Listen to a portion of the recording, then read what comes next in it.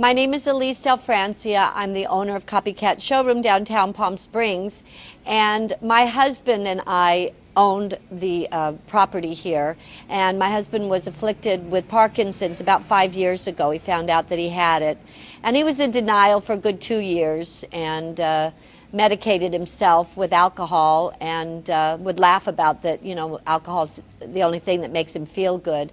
But after a while, you can't drink like that. So anyway, we had found out about medical marijuana in California. We lived in Las Vegas at that time. And when I realized that it was legal in the state of California, I gave him some, unbeknownst to himself.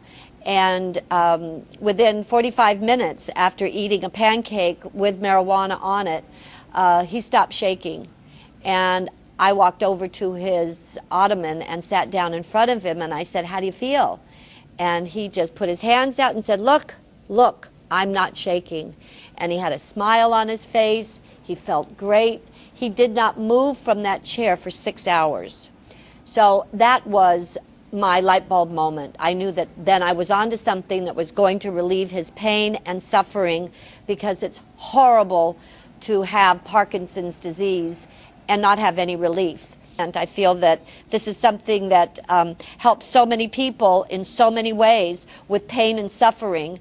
And to take some of the medication, the expensive pharmaceutical drugs are destroying people's lives, not really helping them. Either they can't afford the pharmaceutical drugs, or it's damaging their kidneys or damaging their bodies in some way. So I'm behind this cause 100%, 110%, and anything that I can do, I will do. And I urge anybody that is interested in learning more about the true effects of medical marijuana, not what the government wants you to know, is to join in on this. You can't put people in jail for just trying to find some relief with what ails them. So there you have it, Lanny. Are we entering or anything? Or we no, we're just starting with this. Absolutely. That's cool. Good to see you, man. Good to see you. How are you? Good. I've been seeing a lot of you lately. Yeah, it's cool. I mean, I like it. When you look back in 2012, how would you characterize your year? Well, I mean, personally, it was a terrific year. It was kind of like I embarked on some journeys, and I was optimistic enough to like take on some things that I might not have in years previous. You're getting back on screen. Yeah, well, that's what I mean. That's the thing about being optimistic enough to take on some new things, and I just did. The last few years, I've done some episodes of Good Wife, and I did the Curb Your Enthusiasm, and I'm just in a new play. I mean, I've found a way to make drugs work for me a little bit better, and I'm just emboldened by those experiences, and I just thought, why am I not doing what I do? Why am I not doing the thing that is giving me the most success and the most pleasure outside of my family? Was the moment you go on screen in this character and playing a guy with Parkinson's, like that's a statement in and of itself. That's a different reality for television. It's right. Bigger than just a guy in a TV show. Well, yeah, but and what's cool about that, and what's cool about the reaction that people have to that with me, whether it's on the show as this character, as this essentially disabled character, or handicapped character, however you want to put it, someone differently situated. Yeah, that's cool and that's new. But for me, that's the part of the character I don't have to think about. I mean, I don't have to play that. So it's easy for me. You have a real sense of humor about Parkinson's and the way you present it publicly. The Curb Your Enthusiasm stuff was unbelievable. You know. Oh, thanks. Oh, Jesus Christ! What the hell? What? Did you shake that up on purpose? Parkinson's. When Larry called me up, and I don't know Larry that well, I've met him a few times, but he called me up and asked me if I'd do it and pitched the concept to me, and I said, this is great. Because the way they work on that show is there's an idea, there's a series of points you want to get to in the scene, but how you get there is up to you. Yeah. It's all ad-lib, it's all improv, and it was just great for me because I don't get a chance to do that much, and it just worked out great. Well, he did it in a humorous way, in the way that Rush Limbaugh really attacked you. Yeah. How do you feel about that? again, I don't control how people respond to it. So I just let that go. However people react is how they react. It's how they're doing their own thing. It's half time. It's their, if they react, like if people go, how are you? Are you okay? That's their fear. Right. You don't have to protect me. You don't have to step in for me and say, don't you know what this guy's dealing with? Or, just everybody chill. Yeah. And with Rush, it's different, though. Don't rush. Rush. I mean, you got to remember that he's dealing with a really small base. He's not dealing with a big, and that was the mistake the Republicans made, was they thought this guy represented their constituency, and he doesn't. He's a fanatic. Yeah. And he's a showman, and he's just, I mean, he didn't care about me, or he didn't care about stem cells. He didn't care about Parkinson's. He cared about how would he flame up his base, and what would he say. And so the thing about fighting him is you can't fight him because who are you trying to win over? And anybody reasonable and responsible gets that you're right. Yeah. So to go into the public arena and fight him is like trying to win over people that already are on your side. So you just kind of go, oh, well, yeah, let him make noise in his own echo chamber. I want to read you a quote. This is from you at the Senate Appropriations Subcommittee hearing. This is in D.C. in '99. You said, in my 40s, I can expect challenges most people wouldn't face until their 70s and 80s, if ever. But with your help, if we all do everything we can to eradicate this disease, when I'm in my 50s, I'll be dancing at my children's weddings.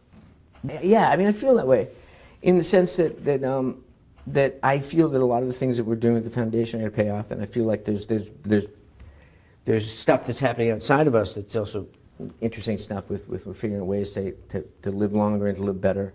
My symptoms, as moving around as I am right now, I mean, this is nothing. Yeah. I found ways to control what really gave me a hard time 3 or 4 years ago. Dyskinesias that were really bad and rocking. If you look at some interviews I did, they were really, and the political ads I did, I had a much different situation than I have now, which is one of the reasons I feel good about going back to work. I can sit in a chair and I can have a conversation. I couldn't do that 5 years ago. If you think about how much, like when you were first, not when you were first diagnosed, but when you first started to take on this concept of foundation, how much was Parkinson's in the public space? How much was it a part of fundraising? It wasn't in the public space very much at all, because it was considered a situation that affected the elderly and didn't affect younger people. So when I kind of brought it out there that it affected younger people, not that made it any more worthy, it just made it just changed it in people's minds. Right. And so that was a big thing. And when I went public with it, I had some real misgivings. I didn't know whether that was something I really wanted to do. And then once I did it, the genie was out of the bottle, and I had this feeling of kind of desperation, like, oh my God, what did I do? And it was the Post and all the papers and all the cable news networks, and they were running me in slow motion like I was a tragic figure. And if you're in slow motion, you're either dead or under indictment. And I really worried about it. But I went online and I went to some Parkinson's chat rooms and I saw the reaction of people. And it was the first time I realized I was part of a community. And I kind of went, wow, there was a lady who talked about going to a store, and the guy always looked at her funny when she went into the store. And then finally, this one day she was kind of shaking and fumbling with her wallet, and he said, what's the matter with you? And she said, I have Parkinson's. And he said, oh, like Michael Fox. Yeah.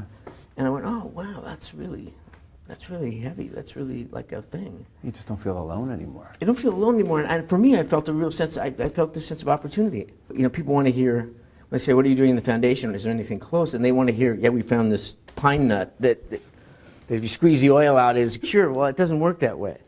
So we're trying to find, we're very close to finding a biomarker. We've got a big research project going on, which is a way to find an indicator, a common indicator in all Parkinson's patients that will tip us off before symptoms are evident.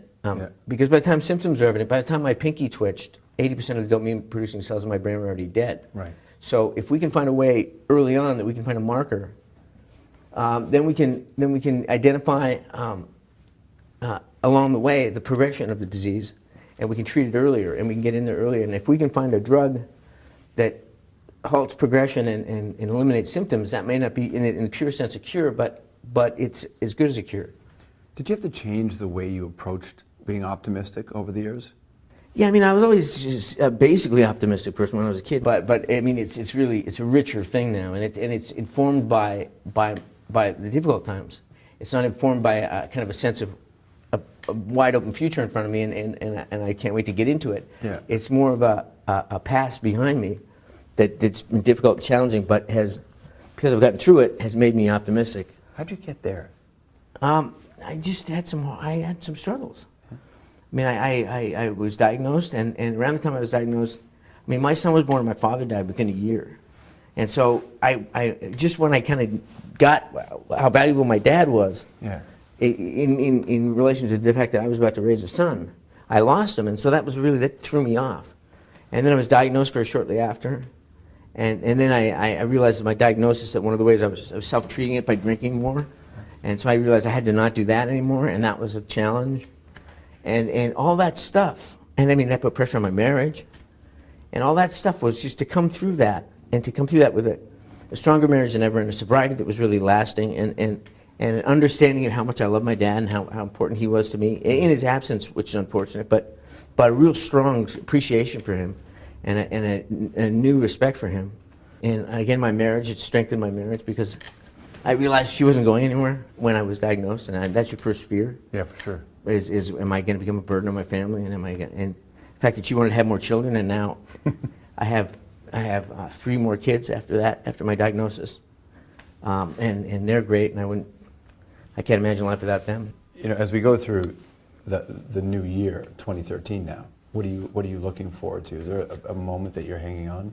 Well, there's a couple things. I mean, like I said, my daughters are going to start. They're going to finish high school it's June, and then going to college, and that's an amazing thing. That's really. I mean, like I said, we're babies when I started out on this journey, and I'm gonna start the show and do this new show, and that's gonna be big. And every year is cool. It's an opportunity. It's amazing. Before we wrap up, rapid fire anthropology questions your way. What is one food that's your favorite gross food? Well, I don't know if it's gross, but I like circus peanuts. Those kind of fake corn oil based marshmallow things that are really. Eat like 5 of them and they become a rock that you think you'll never pass. You hope you never pass. What's the weirdest thing a fan ever said to you? Michael Keaton, I love you. Yeah. Who do you have somebody that you have to make peace with? Who do I have to make peace with? I have to make peace with I have to understand people that have fear and ignorance. I mean, just generally, I'm not a person, but just people that whose first instinct is to find fault and to cast blame, and I just have to realize that that's fear, and whenever I come across it, I have to resist temptation to write them off, but instead to kind of say, how can I just work around that and hopefully bring them along. So great to see you, man. It's great to see you, man. Real pleasure. If you want to join Team Fox, and I recommend you do, we've got it on our website. Go to strombo.com for all the details there. Stick around. We'll be right back.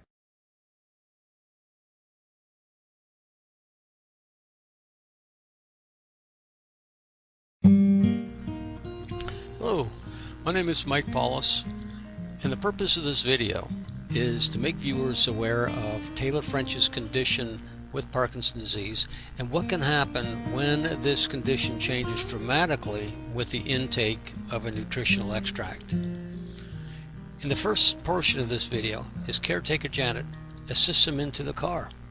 This process can take as long as 5 minutes. He has limited use of his legs and arms, therefore making him totally dependent on Janet to get in and out of the car, go to the bathroom, go to bed, eat, and so on.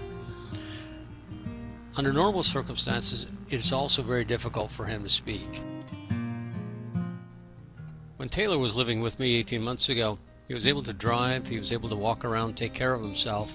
So you can see that the Parkinson's has certainly deteriorated his body and his system. Something else is that you can see in a response to a question that I give him, it takes a while for him to really sort of gather his senses, and it may take up to 2 minutes to respond. Sandwich?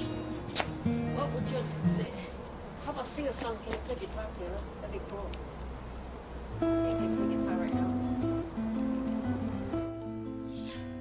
Yes, seeing is believing. This is the same Taylor that we've all seen in the wheelchair every day, every week. The difference is, for the last 10 days, Taylor has been taking a therapeutic dose of a vegetable extract. And after 15 minutes since his last dose, Taylor is standing, walking, moving on his own. On this particular occasion, it is for 45 minutes. But if he is on this for an extended period of time, he will regain his abilities through the miraculous nature of its neurogenic properties. We've created this video to show how important this treatment is for a Parkinson's patient, to actually give them back a normal life. As you can see in this case, it certainly is making a big change for Taylor. It talks in a different voice. Never speak with your mouth full. Never, the saying, never speak with your mouth full. Obviously, the extract has also increased his sense of humor, and or actually restored his sense of humor. It's never lost. For most of us, raising our arms is no big deal. For Taylor, it requires a lot of help. On this day, he effortlessly brings them up, twiddling his fingers in the air. Could you imagine how much difference this could make if he has this capability for 24 hours every day, not just for once in 9 months for 45 minutes? So after Janet asked Taylor, "Hey, Taylor, do you want to go for a walk?"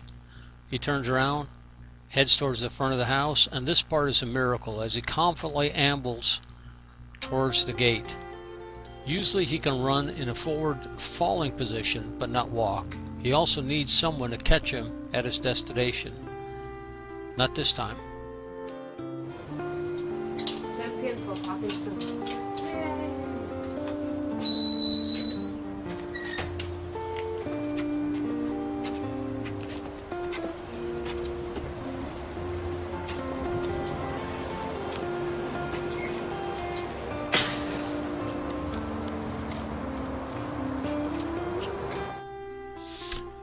Here, after eyeballing his Buick and being determined, a bit of a ham when a camera is going, Taylor now decides he's man enough to drive the car, especially after being fed by Janet.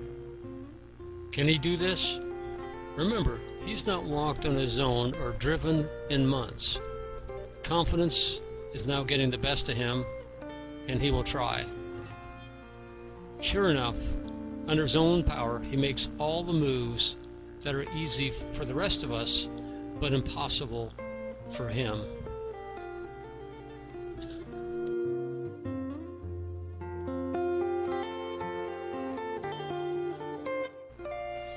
As you can see, when we say under your own power, that means a lot.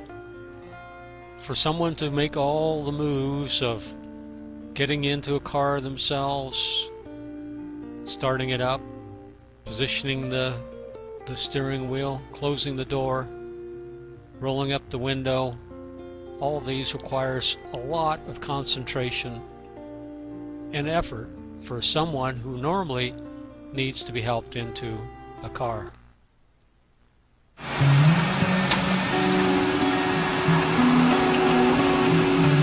This is an incredible miracle.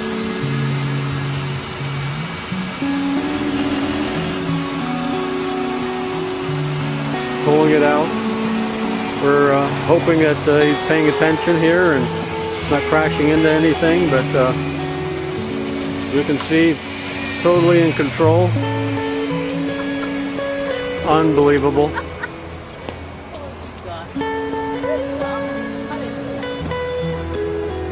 There he goes, and we suspect he'll return.